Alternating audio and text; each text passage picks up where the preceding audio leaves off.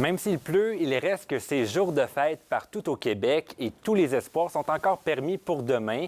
Vous allez être plusieurs sans doute à prendre la route au cours des prochaines heures. La prudence est de mise. Pour nous partager quelques trucs, on joint le pilote et expert en sécurité automobile Bertrand Godin. Monsieur Godin, bonsoir. Bonsoir. La Saint-Jean, on le sait, c'est synonyme de fête, de consommation d'alcool également. Avant de prendre la route, à quoi on doit penser exactement? Bien, ça doit être la même chose, la même stratégie que pendant le temps des fêtes, à Noël, au jour de l'an. Écoutez, on pense des fois l'été, c'est l'été, il n'y a pas de problème, mais c'est important de se préparer. C'est le message qu'on veut vraiment porter. Je suis heureux de faire partie de l'action communautaire de la brasserie Labatt pour dire aux gens, préparez-vous quand vient le temps de fêter. Ayez un plan bien précis, ayez un conducteur désigné, pas celui qui va consommer le moins, c'est celui qui n'a pas consommé une goutte. Donc, le fait de se préparer comme ça, d'avoir une stratégie, de rester accouché, de prendre un taxi, d'appeler quelqu'un qui va venir vous chercher, c'est la meilleure des choses parce que, bon, il y en a plusieurs qui se disent, j'ai pris un verre, deux verres, mais un verre avec de la fatigue, avec des fois du cannabis, le soir, c'est pas vraiment un bon mélange avec le volant. Ouais, la fatigue, vous l'avez abordée. Lorsque les yeux se ferment tout seuls, vaut peut-être mieux s'arrêter carrément. Tout à fait, parce que ça, c'est un des grands fléaux. On a beaucoup de décès sur les routes causés par la fatigue au volant. Vous savez, il y a toutes sortes de trucs. Hein? Les gens se tapent dans le visage, sortent la tête de la fenêtre. Ça ne fonctionne pas. La seule façon, c'est de trouver un stationnement, faire un somme d'une vingtaine, 20, 30 minutes, et votre système, votre corps réagit comme si vous aviez eu une nuit de sommeil.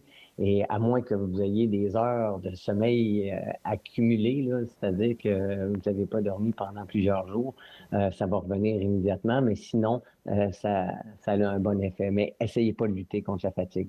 Ce soir, on annonce de la pluie, des orages, des conditions difficiles, dépendamment du secteur où on se trouve. Qu'est-ce qu'on fait justement pour adapter sa conduite sous la pluie? Bien, écoutez, c'est certain que surtout pas le contrôleur de vitesse, actionnez-le pas parce que lui, lorsqu'on touche une flaque d'eau, la voiture ralentit et le système, lui, accélère et c'est le contraire qu'il faut faire. Donc, soyez extrêmement vigilants.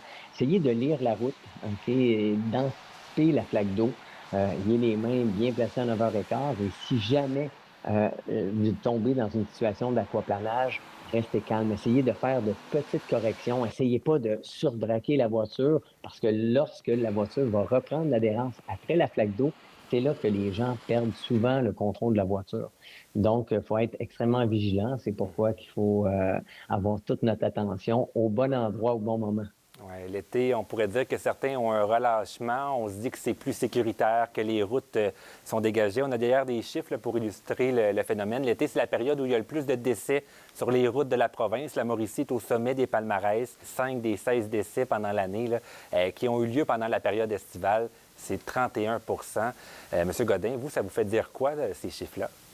C'est certain que je suis totalement d'accord avec la SAC lorsqu'on regarde les chiffres. On prend pour acquis. Vous savez, le mécanisme de la conduite, c'est 40 de vos connaissances directement liées à votre sens d'observation.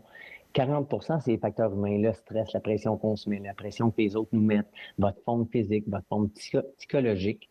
Donc, ça demande beaucoup de jugement. Il y a 20 c'est de la technique, mais l'été, il y a quand même beaucoup de situations dangereuses, que ce soit des piétons, des cyclistes, les routes secondaires. C'est pas surprenant. Lorsqu'on est sur des routes secondaires en rencontre, eh bien, une perte de contrôle peut emmener une collision frontale.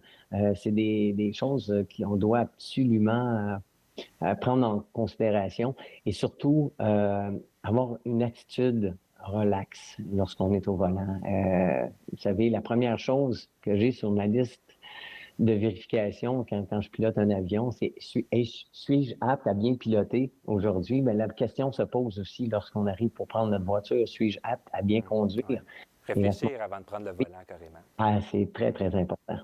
Bertrand Godin, merci beaucoup pour votre temps ce soir et on vous souhaite une belle Saint-Jean. Bien, vous aussi, en toute sécurité.